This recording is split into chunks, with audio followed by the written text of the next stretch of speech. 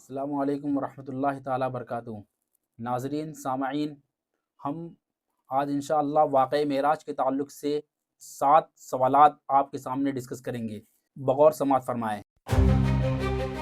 سب سے پہلا سوال ہے کہ ہمارے نبی صلی اللہ تعالیٰ علیہ وسلم کے کتنے معجزے ہیں جس کا ذکر قرآن کریم فرقان حمید میں موجود ہے؟ ہم آپ کو بتا دیں، آقا کریم صلی اللہ تعالیٰ علیہ وسلم کے وہ 3 معجزے ہیں جس کا ذکر قرآن کریم میں موجود ہے۔ سب سے پہلا معجزہ قرآن ہے، جس کے بارے میں سورہ عنکبوت میں آتا ہے۔ اللہ رب العزت ارشاد فرماتا ہے، اولم یکفہم انا انزلنا علیک الکتاب یتلا علیہم، کیا انہیں یہ کافی نہیں کہ ہم نے آپ پر کتاب اتاری جو آپ پر تلاوت کی جاتی ہے؟ اسی کے سپورٹ میں بخاری اور مسلم کی حدیثیں ہیں۔ بخاری میں 4981 نمبر حدیث ہے انٹرنیشنل نمبر کے مطابق، مسلم شریف میں 385 نمبر حدیث ہے۔ اللہ کے رسول نبی علیہ السلام ارشاد فرماتے ہیں کہ اللہ نے ہر نبی کو کوئی نہ کوئی معجزہ دیا تھا، اللہ نے مجھے وحی یعنی قرآن کا معجزہ دیا ہے۔ میں اللہ سے امید کرتا ہوں کہ قیامت والے دن میرے متبعین سب سے زیادہ ہوں گے، کیونکہ میرا معجزہ سب سے یونیک ہے، کتاب کا معجزہ جو ہمیشہ یعنی قیامت تک باقی رہنے والا ہے۔ ہمارے نبی صلی اللہ تعالیٰ علیہ وسلم کا دوسرا معجزہ جس کا ذکر قرآن کریم فرقان حمید میں موجود ہے، شق القمر کا واقعہ جو سورہ قمر کے شروع میں ہی آتا ہے۔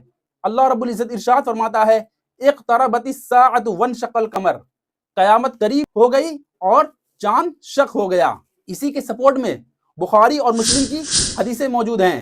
بخاری میں 3636 نمبر حدیث ہے انٹرنیشنل نمبر کے مطابق، اور مسلم شریف میں 7072 نمبر حدیث ہے کہ اللہ کے رسول کے مبارک دور میں چاند 2 ٹکڑے ہوا تھا اور پھر دوبارہ سے جوڑ دیا گیا۔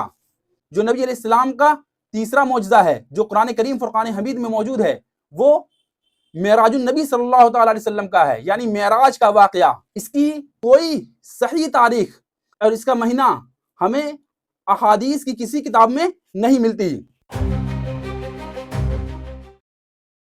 ناظرین، جیسا کہ ہم نے آپ کو ویڈیو کے شروع میں ہی ہم نے بتایا تھا، واقع معراج کے تعلق سے 7 سوالات ہم آپ کے سامنے ڈسکس کریں گے۔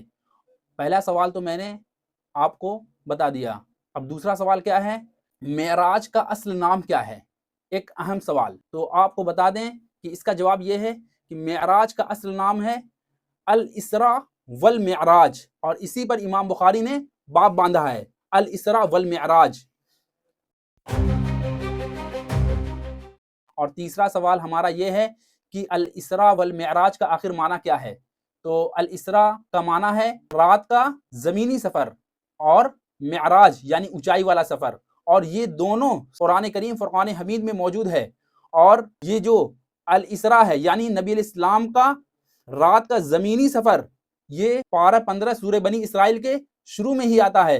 اللہ رب العزت ارشاد فرماتا ہے، سبحان الذی اسریٰ بعبدہ لیلا من المسجد الحرام الی المسجد الاقصی، پاک ہے وہ ذات جو اپنے بندے کو راتوں رات لے گئی مسجد حرام سے مسجد اقصی تک۔ نمبر 4، اقصی کا معنی اور اس کے کتنے نام ہیں؟ ناظرین، ہم آپ کو بتا دیں، اقصی کا معنی ہوتا ہے، جب آپ ڈکشنری اٹھا کر دیکھیں گے تو اس کا معنی ہوتا ہے دور دراز یعنی دور کی مسجد۔ اس کے 3 نام ہیں، مسجد ایلیا، یروشلم، بیت المقدس۔ یہ ہے الاسراء یعنی نبی علیہ السلام کا رات کا آسمانی سفر، پھر وہاں سے اللہ کے رسول کو، نبی علیہ السلام کو ایک براق پہ سوار کر کے آسمانوں کے سفر کی طرف لے جایا گیا، 7 آسمان تک، پھر سدرۃ المنتہا جہاں پر مخلوق کی انتہا ہوتی ہے، جسے ہم کہتے ہیں المعراج یعنی نبی علیہ السلام کا اونچائی والا سفر۔ اور اسی کا ذکر سورہ نجم آیت 9 میں ہے۔ اللہ رب العزت ارشاد فرماتا ہے، فَكَانَ قَابَ قَوْسَيْنِ أَوْ أَدْنَىٰ، پھر وہ 2 کمانوں یا اس سے بھی زیادہ قریب ہو گئے۔ نمبر 5، اب بہت ہی دلچسپ اور بہت ہی زیادہ پوچھے جانے والا سوال، آخر اللہ کے رسول نبی علیہ السلام کو جو معراج ہوئی ہے وہ جسمانی ہوئی ہے یا خواب میں ہوئی ہے؟ سورہ بنی اسرائیل آیت 60 میں آتا ہے، اللہ رب العزت ارشاد فرماتا ہے، وَمَا جَعَلْنَا الرُّؤْيَا الَّتِي أَرَيْنَاكَ إِلَّا فِتْنَةً لِلنَّاسِ، اور اس آیت میں جو رویا کا لفظ ہے تو اس پر بہت سارے اسکالرز اور بہت سارے علماء یہ کہتے ہیں کہ وہ معنی بیان کرتے ہیں کہ رویا کا معنی ہوتا ہے خواب، لیکن ہم آپ کو بتا دیں کہ رویا کا معنی آنکھوں سے دیکھنا بھی ہوتا ہے۔ سب سے بڑی دلیل ہماری یہ ہے کہ امام بخاری جو ہیں اس آیت کے تحت حدیث لے کر آئے ہیں۔ بخاری میں حدیث ہے، انٹرنیشنل نمبر کے مطابق 3888 نمبر حدیث ہے۔ ابن عباس کہا کرتے تھے کہ نبی علیہ السلام کو جو یہ منظر دکھایا گیا ہے، جو کافروں کے لیے فتنہ بن گیا، یہ دل کی آنکھوں سے نہیں بلکہ جسمانی آنکھوں سے دیکھا گیا ہے۔ اور اس سے یہ پتا چلا نبی علیہ السلام کو دل کی آنکھوں سے نہیں بلکہ آپ نے فزیکلی دیکھا ہے۔ نمبر 6، الاسراء والمعراج میں نبی صلی اللہ تعالی وسلم کو کیا کیا چیزیں دکھائی گئی؟ تو الاسراء والمعراج میں نبی صلی اللہ علیہ وسلم کو بہت ساری چیزیں دکھائی گئی۔ سورہ بنی اسرائیل کے شروع میں ہی آتا ہے، لِنُرِيَهُ مِنْ آیَاتِنَا إِنَّهُ هُوَ السَّمِيعُ الْبَصِيرُ، تاکہ ہم اپنے بندے کو اپنی نشانیوں میں سے نشانیاں دکھائیں۔ وہ نشانیاں کیا کیا ہیں جو احادیث کی کتابوں میں آتا ہے؟ بخاری میں انٹرنیشنل نمبرنگ کے مطابق 349 نمبر حدیث ہے، اور مسلم میں 416 نمبر حدیث ہے۔ انٹرنیشنل نمبرنگ کے مطابق نبی علیہ السلام کا سینہ مبارک کو چاک کیا گیا، پھر جنت سے ایک سونے کا تشت لا کر کے جبریل علیہ السلام نے آب زمزم کا پانی ڈال کر کے نبی علیہ السلام کا دل دھویا، سب سے پہلی نشانی۔ اور دوسری نشانی سنن نسائی اور دلائل النبوہ میں آتا ہے۔ سنن نسائی میں انٹرنیشنل نمبرنگ کے مطابق 451 نمبر حدیث ہے، اور دلائل النبوہ میں 649 نمبر حدیث ہے۔ آپ مکے میں تھے، ابھی آپ کو مدینے جانا تھا، راستے میں ایک شہر میں آپ کو اتار کر کے جبریل علیہ السلام نے کہا یہ طیبہ ہے، یعنی مدینہ عنقریب آپ کا مسکن بننے والا ہے۔ اور تیسری نشانی جو آپ کو دکھائی گئی، آپ کو کوہ طور پر لے جایا گیا، وہاں پر جبریل علیہ السلام نے کہا یہ وہ مقام ہے جہاں اللہ رب العزت نے موسیٰ علیہ السلام سے کلام فرمایا تھا۔ چوتھی نشانی بیت المقدس لے جایا گیا، جہاں پر حضرت عیسیٰ کی ولادت ہوئی تھی، وہ جگہ بھی آپ کو دکھائی گئی۔ پانچویں نشانی جو صحیح مسلم میں آتا ہے، صحیح مسلم میں 6157 نمبر حدیث ہے، انٹرنیشنل نمبر کے مطابق قبر موسیٰ دکھائی گئی آپ کو۔ نبی علیہ السلام نے کہا میں نے سرخ ٹیلے کے پاس ان کو ان کی قبر میں نماز پڑھتے ہوئے دیکھا۔ چھٹی نشانی جو آپ کو دکھائی گئی، جو صحیح مسلم اور سنن نسائی میں آتا ہے، صحیح مسلم میں 430 نمبر حدیث ہے، سنن نسائی میں 451 نمبر حدیث ہے۔ اس کے بعد آپ کو انبیاء علیہ السلام کی امامت کرائی گئی، 1,00,000 انبیاء کو جمع کیا گیا، اور جبریل علیہ السلام نے کہا آپ ان کی امامت فرمائیں۔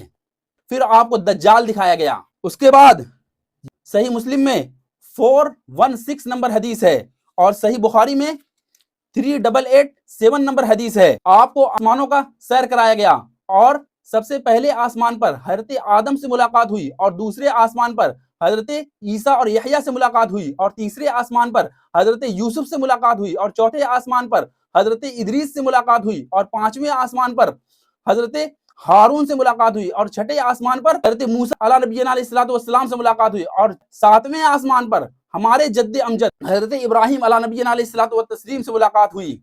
اس کے بعد جنت اور دوزخ کا بھی سیر کرایا گیا آپ کو، جو بخاری اور جامع ترمذی میں آتا ہے۔ بخاری میں 6581 نمبر حدیث ہے، جامع ترمذی میں 3147 نمبر حدیث ہے۔ اس کے بعد بیت المعمور آپ کو دکھایا گیا، جس کا ذکر بخاری اور مسلم میں آتا ہے۔ بخاری میں انٹرنیشنل نمبرنگ کے مطابق 3887 نمبر حدیث ہے، اور مسلم شریف میں 411 نمبر حدیث ہے، جو 7ویں آسمان کے اوپر اسی خانہ کعبہ کے بالکل سیدھ میں ایک گھر واقع ہے، جس کا طواف فرشتے کرتے ہیں۔ اور اس کے بعد آپ کو سدرۃ المنتہا لے جایا گیا، جہاں پر مخلوق کی انتہا ہوتی ہے، جس کا ذکر بخاری اور مسلم میں آتا ہے۔ بخاری میں 3887 نمبر حدیث ہے، اور مسلم شریف میں 411 نمبر حدیث ہے، جہاں پر اللہ تعالیٰ کی اپنے محبوب علیہ السلام کے ساتھ ملاقات ہوئی، جس کا ذکر سورہ نجم میں آتا ہے۔ نمبر 7، معراج میں آخر وہ کیا کیا چیزیں ہیں اللہ تعالیٰ کی جانب سے ہمارے محبوب علیہ السلام کو تحفے میں عطا کی گئی؟ مسلم شریف میں آتا ہے، انٹرنیشنل نمبرنگ کے مطابق 431 نمبر حدیث ہے۔ ہمارے نبی علیہ السلام کو 3 چیزیں اللہ تبارک و تعالیٰ کی طرف سے عطا کی گئی۔ نمبر 1، 5 وقت کی نمازیں۔ نمبر 2، صحیح مسلم میں آتا ہے، سورہ بقرہ کی آخری 2 آیات۔ جو آمن الرسول سے آخر تک ہے، اور تیسری چیز جو نبی علیہ الصلوۃ والسلام کو عطا کی گئی، جو صحیح مسلم میں آتا ہے، آپ کا جو بھی امتی شرک نہیں کرے گا اللہ اس کو معاف فرما دے گا۔ اور اسی کے سپورٹ میں سورہ مائدہ کی آیت ہے، آیت نمبر 72، اللہ رب العزت ارشاد فرماتا ہے انہ من یشرک باللہ فقد حرم علیہ الجنہ ومأواہ النار وما للظالمین من انصار۔ جو بھی اللہ کے ساتھ شرک کرے گا اللہ اس گناہ کو ہرگز معاف نہیں کرے گا، اور اس کا ٹھکانہ جو ہے جہنم ہے، اس کا کوئی مددگار نہیں۔